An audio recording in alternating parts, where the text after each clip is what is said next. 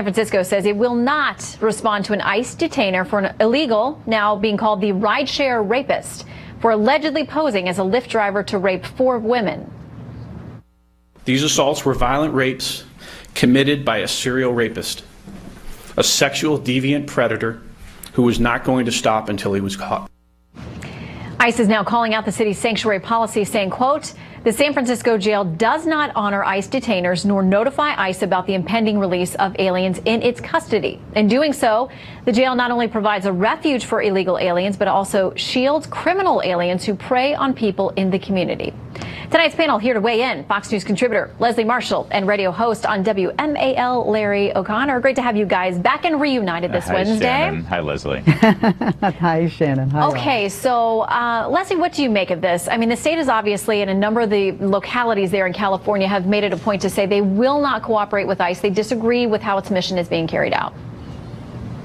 Well, there are a couple of things. First of all, in San Francisco, it's really more so about funds and not alienating the undocumented community, of which there are many certainly here in the state, with helping law enforcement. Secondly, this alleged rapist did not commit any crimes prior to this that we know of. There's no rap sheet, wasn't in through the system before. And third, he's in prison. He's being held on over $4 million bail. He's not going anywhere. He's where I believe he should be and not be sent anywhere, quite frankly, where he could possibly harm another individual, even if it's in another country outside of our borders.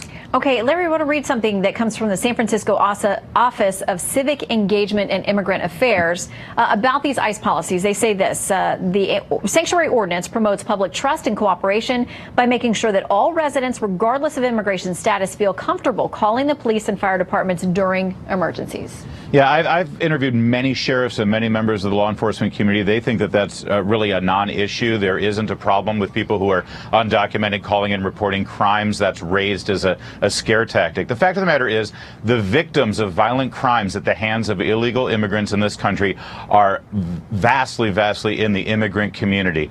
If you really care about the health and well-being of Latinos and other immigrants in this country, if you don't want them to be victims of these violent criminals, then you really need to be tough on enforcing all of our laws. You can't have it two ways. You can't say, oh, well, this guy is now behind bars and he's going to stay there, but these other guys who maybe got picked up for shoplifting or for these petty crimes, we'll go ahead and let them back into the community and not have them face deportation. You ask anyone in law enforcement and they'll tell you that if they're doing petty crimes, they are more likely to move on to a bigger crime. The victims of these crimes are members of the immigrant community. We should actually care about those victims. Okay, so while California, and they continue to have a number of legal battles about their sanctuary state policies and other things that are going on there, that's not going to be over anytime soon. But in San Francisco, they're now also talking about letting people who are non-citizens and those who are here illegally vote in specific races, including school board races. Leslie, what do you make of that? Well, first of all, I do feel that it is a privilege that we have as citizens to be able to vote.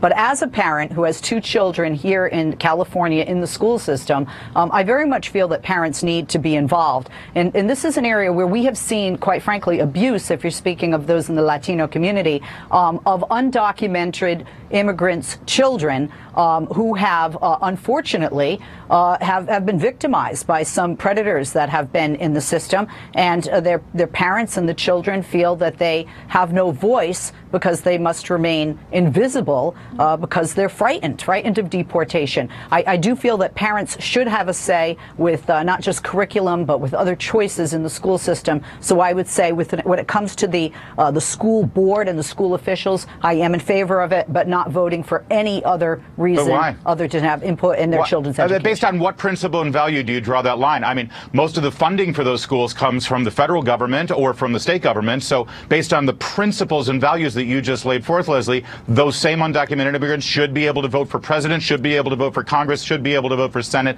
should be able to vote for governor. That's not what I said. Well, you said that they should have a say in what happens in their schools, and those schools are funded from those avenues. Here's the thing. This is an insult to every single person who has gone through the arduous and patriotic process of becoming a legal citizen. And when those of us who are concerned about our immigration policies in this country and what Democrats want to do with open borders, when we say, you know, you're only interested in getting their votes and getting this new block of people to come in here and vote. We're told that we're crazy. No, that's not what it is. And then the next thing you know, you're trying to give the vote to people who are in this country illegally. It's an outrage. Well, let me ask you, though, Larry.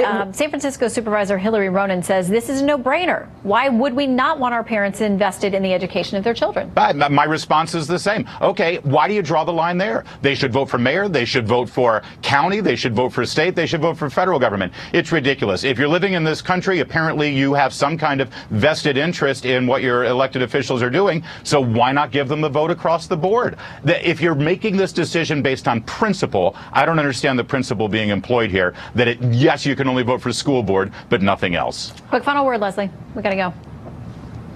I would just say that, Larry, you're talking about taxes, federal and state, that undocumented workers pay into. In addition to that, you're talking about other funding that comes for schools here in the LA Unified School You're District. Right. Give them the vote. Whether it's a bake sale or a car wash, they're out there and they're doing this like the other parents. So I say if they're paying their fair share and they're working out there to make the schools better for their children, they deserve to have a voice. There you go. They'll have the vote to president. Absolutely. Makes sense. Okay. All right. Hey. Leslie, you won him over. That didn't take long. Oh, no, I don't agree, but at least she's being consistent now. All right, Leslie and Larry, great to have you guys. See you soon. Thanks. Good to